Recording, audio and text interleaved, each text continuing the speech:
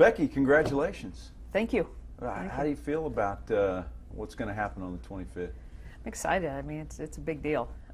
You look at the names that are already up there, and to think that my name will be hanging up there, it's a little surreal.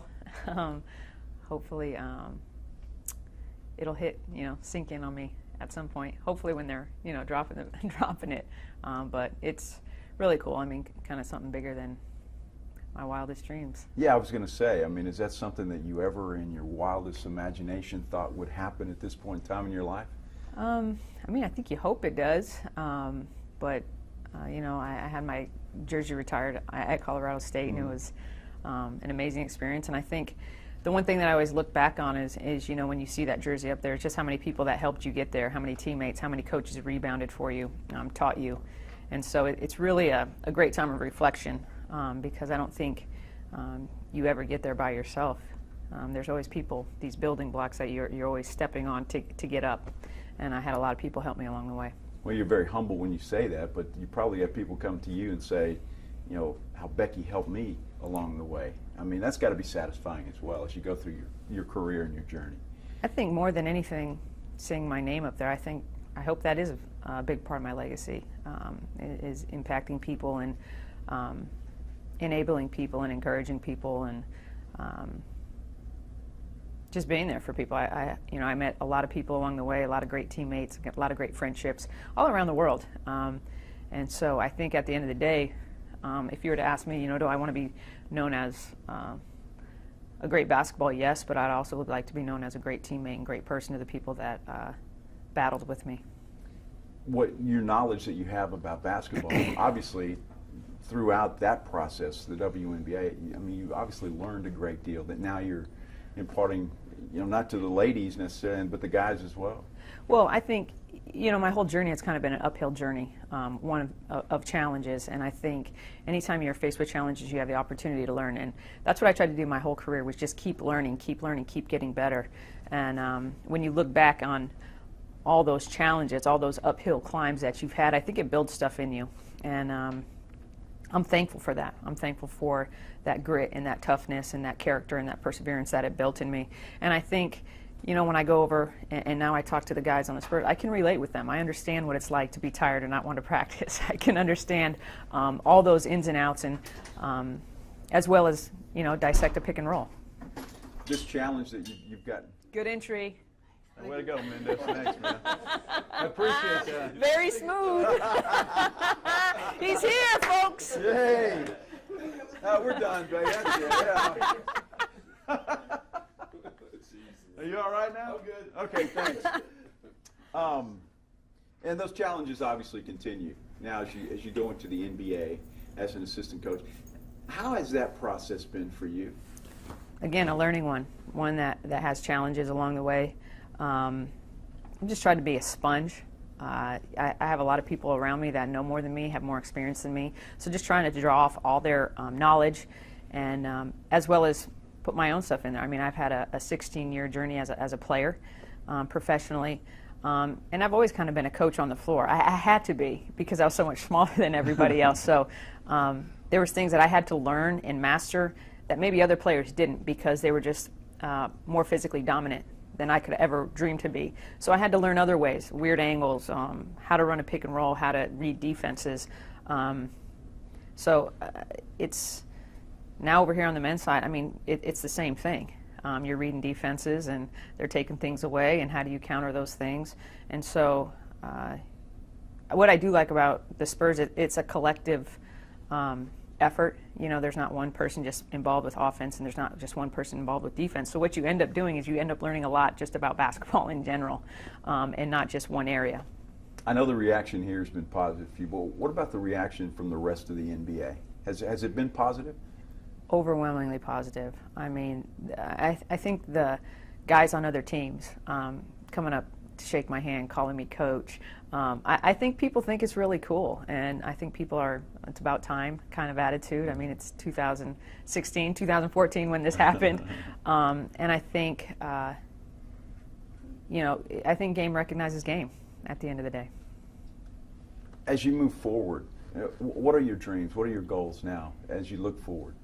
Well, I mean, it's such a great organization, as we all know, with the Spurs, and so I'm going to keep learning, and then when the right opportunity comes along, I've had lots of opportunities come along, but it has to be the right one at the right time, and it has to be the right fit. So I'm being very choosy with what I do next, but eventually, yeah, I want to be a head coach in the NBA, maybe in college.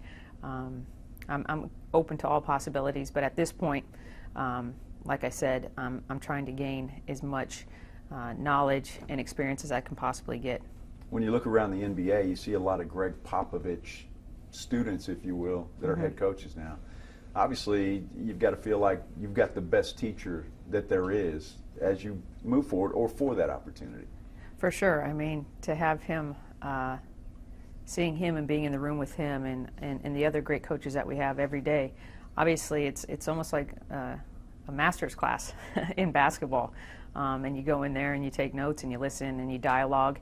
And I think the great thing about Pop is he wants you to say why he's wrong. He wants to dialogue, and I think through questioning and through all these different ideas that get tossed around, we really get to mull things over and get to the best possible solution for our guys and for our organization. And I think that's something that a lot of coaches don't do. They don't want that dialogue. They just, this is the way we're going to do it. And there comes a point, obviously he's the head coach, he has to make those final decisions.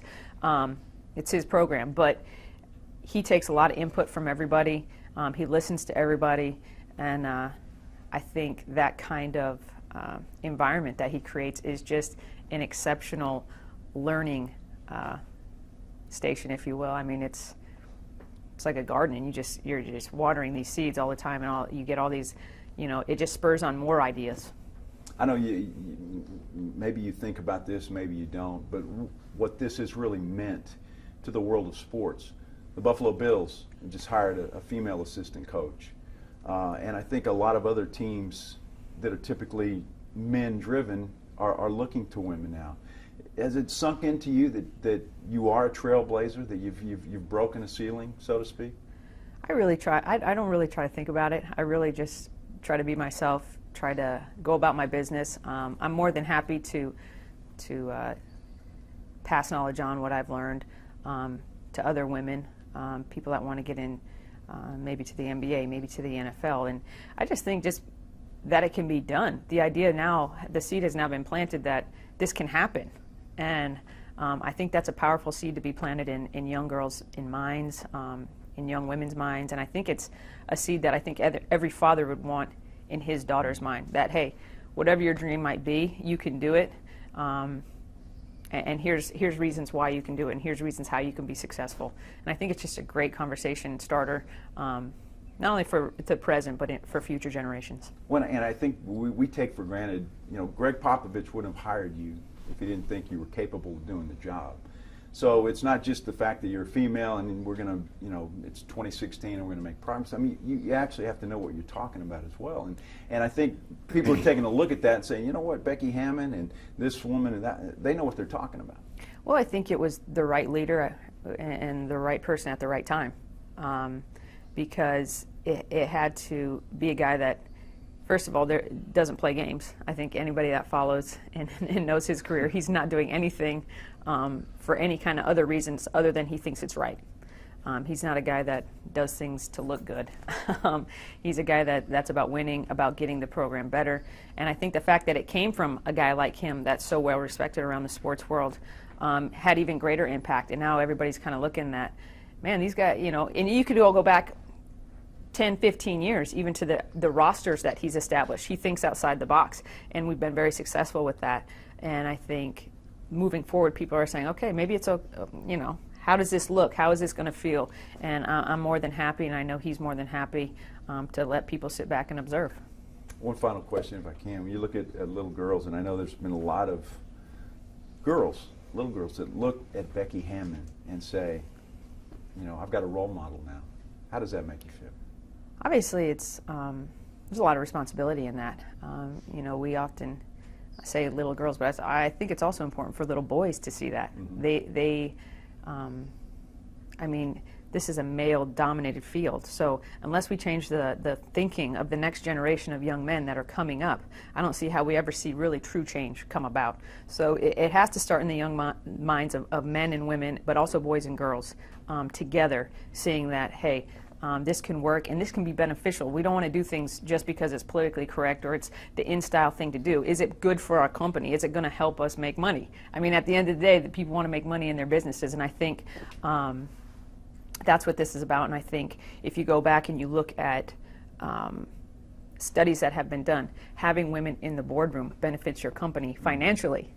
It benefits your company morale-wise. So there's lots of great things with women in the mix, and I think there's no reason why in sports that should be off limit. Women need to be in the mix and should be in the mix. Congratulations to you. Thank you.